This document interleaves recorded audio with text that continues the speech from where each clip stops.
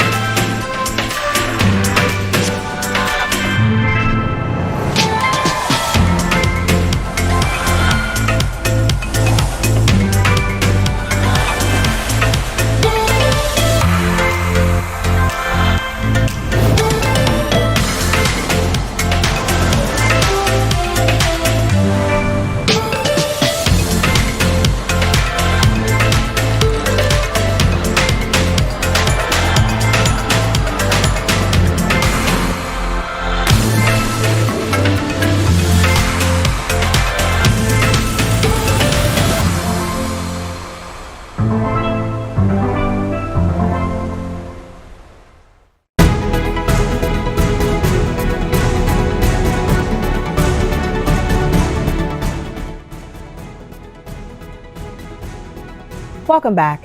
You're watching A Closer Look. I'm Arabina Apia, and tonight we're continuing our ongoing conversations on cannabis and getting the answers to your most pressing questions.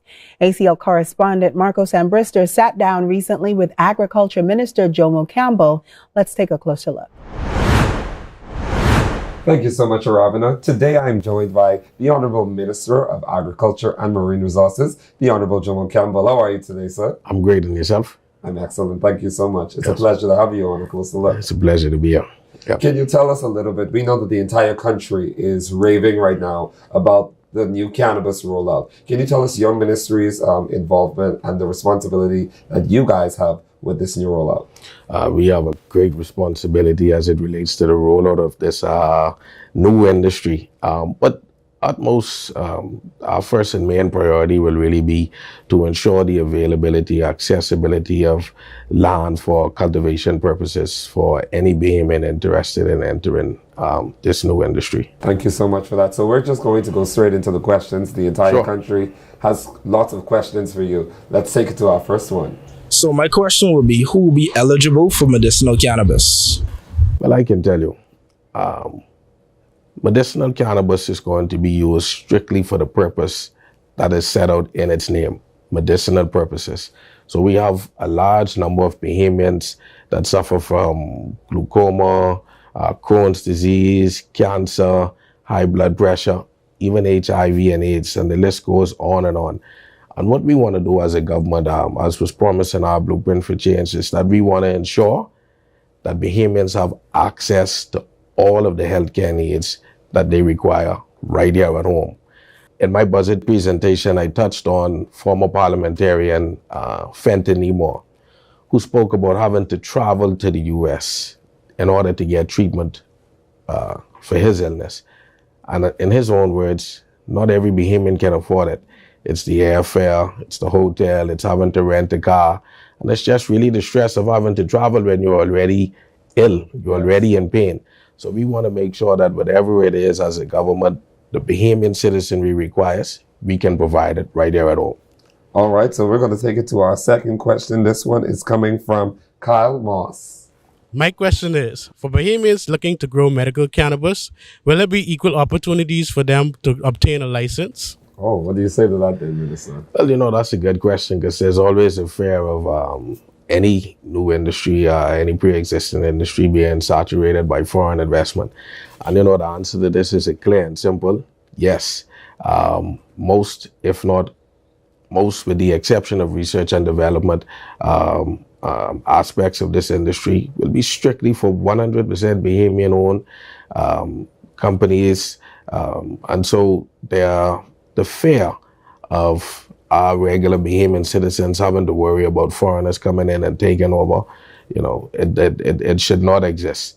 There will only be the area of research and development that the Act allows for up to 30% of foreign investment. And that is because there are so many other countries that are far beyond us with the technology and the science and the research and the data that we will actually require their input and their expertise in that regard. But as it relates to everything else, in terms of obtaining a license, it's strictly for Bahamians. And I can tell you, as you indicated from the outset, we've been getting hundreds and hundreds of calls coming in, on a daily basis as it relates to this. And so what we have found is that persons are calling in and on their own, they may not have all of the resources necessary to present a complete package. So what have we been saying to them? Find a friend, find a family member, find a group of like-minded individuals. You may have 3 or 4 friends that have the same vision as you, that want to actually get into the market, that want to help to grow this industry as well. And so we've been directing them to our in-house department of cooperatives, led by Mr. Albert Mullings, who's willing to sit down with you, assist. We've been doing it with several persons who have came in to inquire, because we have found that for most persons, instead of doing it on a standalone basis, the cooperative route may be the best way to go. And what we want to do is we want to make sure that Bahamians are involved in a legitimate way, in a healthy way, and in a responsible way.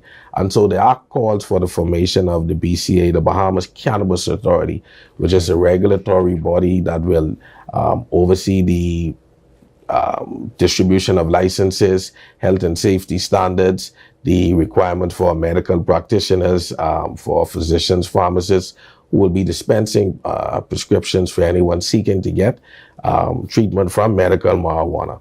And in conjunction with that, our team from BASFA, the Bahamas Health and Food Safety Association, will also be playing a critical role as it relates to monitoring the cultivation and the distribution of any cannabis grown for medicinal purposes. Because like any other fruit or vegetable or plant that is out there, we want to ensure that if it's coming into the Bahamian market for consumption, it's of the utmost quality. Thank you so much for that, Minister. Yep. We're going to go now to Mr. Dijon Sanders.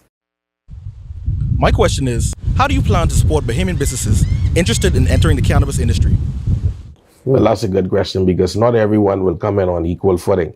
Right. And so in particular from our ministry, what we are doing as we speak is performing a land audit, because we want to make sure that Bahamians who are interested in entering this market have the access and the ability to be able to cultivate. Land ownership is one of the most significant priorities and goals of any Bahamian, whether or not it's for medicinal marijuana or any purpose. To own land means you really own a firm stake in your country. And so we want to ensure that we have a specific amount of land available for applicants, for persons interested, and it's not going to be Nassau-centric. We're looking at our islands of Abaco, Andros, Eleuthera, and Grand Bahama. We have some persons in our ministry that just conducted a drone training exercise where we were scoping the entire length and breadth of the Bahamas with drones that were recently provided to us by the FAO, the Food and Agricultural Organization. And so we have been scoping for the first time in our country the topography of the land to see where we have arable land, and in some cases the soil quality, the soil content and composition, so we can know precisely which islands are best suited for the cultivation purposes. what I can say on this point is the Bahamas has a tremendous advantage over almost any other country in the world.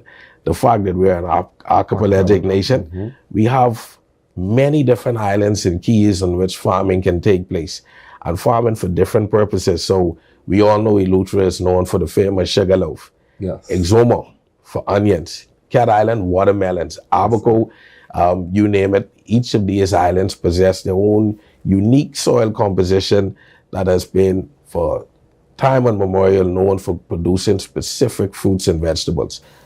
The world is waiting to see what we can show it in terms of the Bahamian strain of marijuana. And who knows, we may actually have the opportunity to have different strains coming out from different islands, all from one country. That would be amazing. I can't wait to see what we're going to do. So we're going to take it to our final question from Mr. Lovato Smith. My question is, how will we ensure that this will not become unmanageable for medicinal use and lead to recreational use? Well, that's actually an excellent question from Mr. Smith, and he is tapping on what is really at the first and foremost of most Bahamian minds. Let me say quite clearly that this bill does not allow for recreational use. As if any of you were paying attention to the news just last week, there was a large drug bust by the Drug Enforcement Unit of the Royal Bahamas Police Force. And so, the illegal possession of marijuana is still strictly prohibited. And what is important to note is that the reason we've been taking our time with this is because we want to get it right. We've been monitoring the frameworks from other countries such as Canada, the United States, Uruguay, Jamaica, etc., so on and so forth, because we want to ensure that when we present this to the Bahamian public, we do it in a way where it's properly regulated, it's properly monitored. And I'm encouraging each and every Bahamian citizen to read the bill, because when we read it, we would find that, Section 12 of this bill actually allows for the Ministry of Finance to take funds that have been used in terms of the investment into this industry for educational purposes and to donate to the Bahamas National Drug Council for treatment programs, for rehabilitation programs, because this is not going to be a free-for-all. We don't expect to see persons, walking up and down, roaming the public, just smoking randomly. This is going to be strictly regulated, tightly monitored. It calls for the creation of an electronic database for the patients, persons who are seeking to get prescriptions, and it also will monitor the pharmacists who are issuing the licenses, because we want to make sure that everything is done in a transparent basis, and we can go back and say, hey, wait a minute, this person may have asked for 10, 12 prescriptions in the last 2 days. Red flag raised there. And even in some instances, this pharmacist may have executed an overwhelmingly large amount of prescriptions. Let's pay attention to this here. So we want to have tight controls on it, and that is why the formation of the Cannabis Authority is so important. Well, thank you so much, Minister. We really appreciate you taking the time to answer all of these questions and to be able to give the Bahamian public a clearer understanding of what the cannabis rollout will be from your ministry. We appreciate you so much today. No problem at all. It was my pleasure. Thank you. That's it for us today, Ravno. Back over to you. Thank you so much, Marcos. Ladies and gentlemen, I hope you've been paying close attention, because we're definitely getting a wealth of information. When we return, we continue our show on Cannabis Conversations right here. Stay tuned.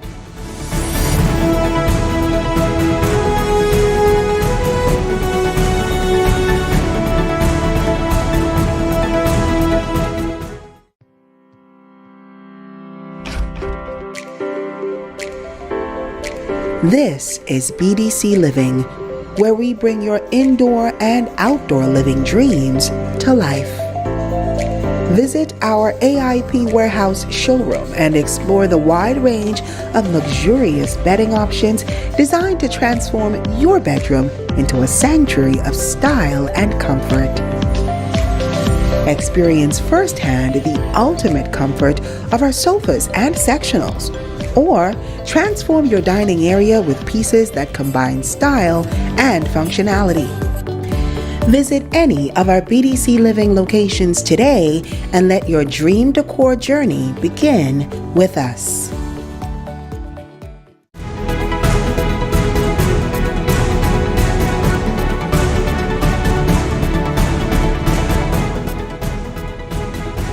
Welcome back, ladies and gentlemen. Tonight, A Closer Look is fielding questions from the public on the recently passed Cannabis Act 2024. And in the next segment, we're taking a closer look at the healthcare implications of this new legislation. To answer those questions, we go back to our ACL correspondent, Marcos Ambrister, who sat down with the minister responsible to help guide the ongoing conversation. Marcos? Thank you so much, Robina. Today I am joined by the Honorable Member of Parliament for Tall Pines and the Minister of Health and Wellness, the Honorable Dr. Michael Davila. How are you today? I'm good, and it's good to be here on the show. That is awesome. You know that the entire country is talking everything about cannabis right now. We have a few people that actually have some questions for you. And so I'm ready to dive in as soon as you are. Well, I'm excited to be here. We have been talking about medical cannabis in the country for more than 5 years. I am so pleased that it is now passed through Parliament and it is enacted, and we are now moving rigorously to bring it into force. Well, let's look at these questions. The first person we have up is Mr. Dwayne Mortimer, who is an entrepreneur here in the island of New Providence. And let's see what he has to ask. My question is, how will the government use the database for the management of accessibility, dosage, and prescription of medical cannabis for patients? I think it's an excellent question. And when we talk about digital platforms, the industry itself would be highly digitized, and all of the doctors who are part of the program and pharmacies will be located on a website. On top of that, there will be continuous education in the community of where these facilities are, who the doctors are, and consultations can be in person or via telemedicine. And so we will definitely begin the necessary training for our physicians and notifying the population exactly how to access medical marijuana and the doctors who will be a part of the program. Not every doctor in the Commonwealth of the Bahamas will be a part of the program. You have to go through specific training and certification in order to be a part of the medical cannabis industry in the Bahamas. Thank you so much for that, Dr. Davil. That's really good to know. We're going to move on to our second question from Mr. Anton Bo. I read the Cannabis Compendium of Bills that's been published, and I'm busy trying to reconcile what I'm seeing there with everything I learned growing up. My question then for the minister is, what is your response to the argument that cannabis has no medical value? That's an excellent question. I don't think it requires much. I just invite every citizen in the Commonwealth of the Bahamas to just Google where the cannabis have medical value, and it'll pop out to you. There's no question that cannabis has medical value, and there's a wide cross-section of Bahamians in the country who utilize cannabis for a variety of medical complaints.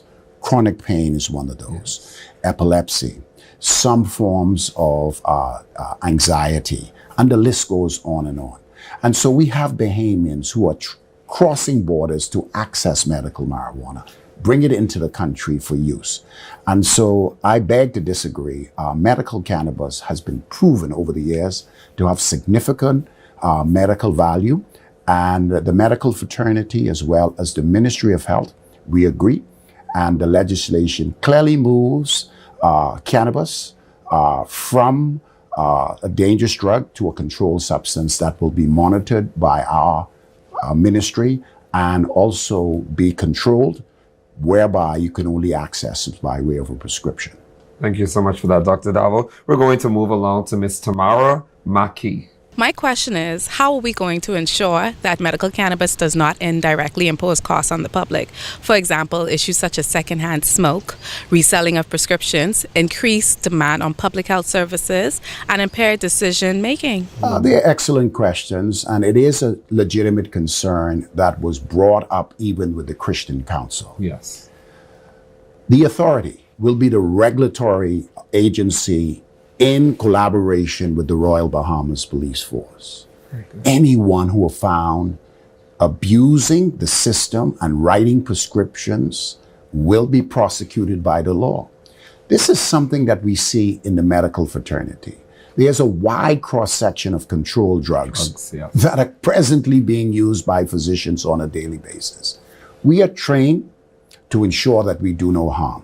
But with that being said, The Medical Council, the Ministry of Health, all of us monitor controlled substances. So medical cannabis is now in the controlled substance, which means that it can only be accessed by healthcare professionals. With that being said, there's been talk of whether or not prescriptions can be rewritten and medical cannabis can be redirected to patients or to individuals who are not suffering from medical conditions. This is a regulatory framework. Yes. In collaboration with the Royal Bahamas Police Force and our digital platform, I want the community of the Bahamas to rest assured that we are serious about the regulatory framework. We have spent years discussing this and how it would be done. Medical physicians will write, pharmacists will dispense, or medical cannabis dispensaries. Okay. But there will be strong regulatory framework. So the lady's question, I believe, is legitimate, but she can rest assured, as well as the Bahamian people, that we intend to put strong regulatory frameworks in place with the authority. Thank you so much for that. Now, Ms. Lene Fowler. My question is, what would be the process for receiving a prescription for medical cannabis? That's an excellent question. The authority will have registered physicians who will be eligible to prescribe medical cannabis for various complaints where cannabis is used. So, a patient who is expressing interest in the use of medical cannabis or being advised will consult one of the physicians on our list. For first-time prescriptions, there is in-person consultation. Very good. You will go to the doctor, you will discuss the complaint. The doctor who is trained in the dispensing of medical cannabis will definitely make a determination whether you're a candidate or not, will determine what would be the dose to start out with, and that prescription will be written electronically. It will go to the database of the authority, and the pharmacy will have the capability to access that e-prescription. The patient will show up at the pharmacy or the cannabis dispensary, receive it, and advise on how to use it. So all of this is in control and under the remit of the physician, as well as the licensed dispenser. Very good. Thank you so much. We're going to move to our final question now, Dr. Dabo, from Tehran Bryce. My question is, with prescription drugs like oxycodone and codeine and morphine that are known to have addictive properties, and cannabis is also one of those drugs known to be addictive in nature, what measures are being put in place to ensure that cannabis doesn't add to our already existing addiction profile? Well, like every controlled substance, cannabis have addictive properties. Yes. Studies have shown that individuals who use cannabis in high doses, particularly young people, are likely to develop dependency. Yes. When we compare the addictive profile of cannabis to that of oxycodone, Percocet, even alcohol, yes, its addictive property is much lower. Okay. So our job in the medical industry and for physicians to ensure that individuals who we prescribe cannabis to, we are able to monitor them to make sure that there is no abuse. Very good. The physiology of cannabis, there are receptors in the body that cannabis binds to, and the products of cannabis, which there's almost 100 different chemical products of cannabis. They bind to these receptors, and there are some people who develop tolerance. We who are trained to dispense cannabis, particularly physicians, will be able to assess those individuals and make the determination exactly how we would utilize in a dose.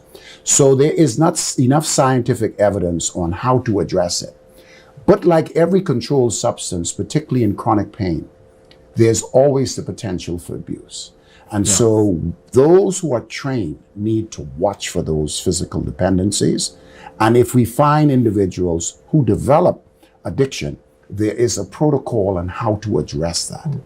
And so the question is a substantial question, yes, but it is our responsibility in the medical community to ensure that we do our due diligence and we monitor our patients so that we limit the possibility of dependency and abuse. Thank you so much for your time today, Minister. We really do appreciate you taking the time to answer a whole lot of the questions that the Bahamian public has about the cannabis rollout. Are there any closing remarks before we leave?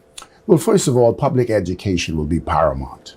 Going forward, now that the bill is enacted, we will start the process to bring it into force. Public education to alleviate fears and public education for those who will be benefiting from the use of medical cannabis is paramount in order for us to make sure the industry is successful and Bahamians have the opportunity to participate in the industry, as well as our healthcare professionals have the opportunity to dispense and do a better job in treating our patients.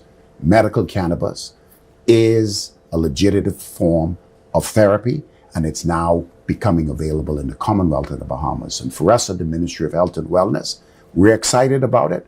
And for those patients who have been petitioning us for years so that they can bring the medication into the country, will now have the opportunity to access the medications locally. And we are so happy that we are able to provide relief for those who have been suffering and need this form of therapy in order to get relief. Once again, thank you so much, the Bahamian people. Thank you, Dr. Darwin. So always such a pleasure to have you on A Closer Look. Thank you, Aravana. We're going to throw it back to you. Stay tuned. We have more of A Closer Look right after this.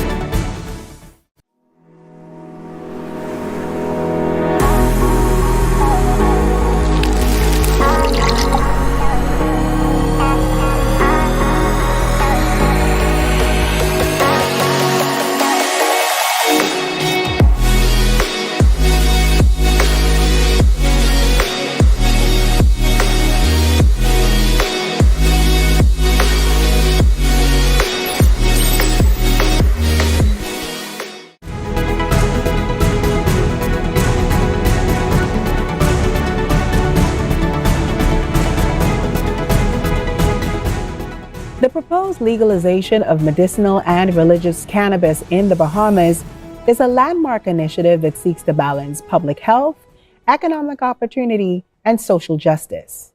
By actively engaging the public and incorporating broad feedback, the government aims to ensure a smooth and inclusive transition to this new regulatory framework. Your participation is crucial as we work together to shape a future that benefits everyone. So I encourage you to engage, ask the questions, and be a part of this transformative journey. Till next time, everyone, I'm Aravana Apia. Good night.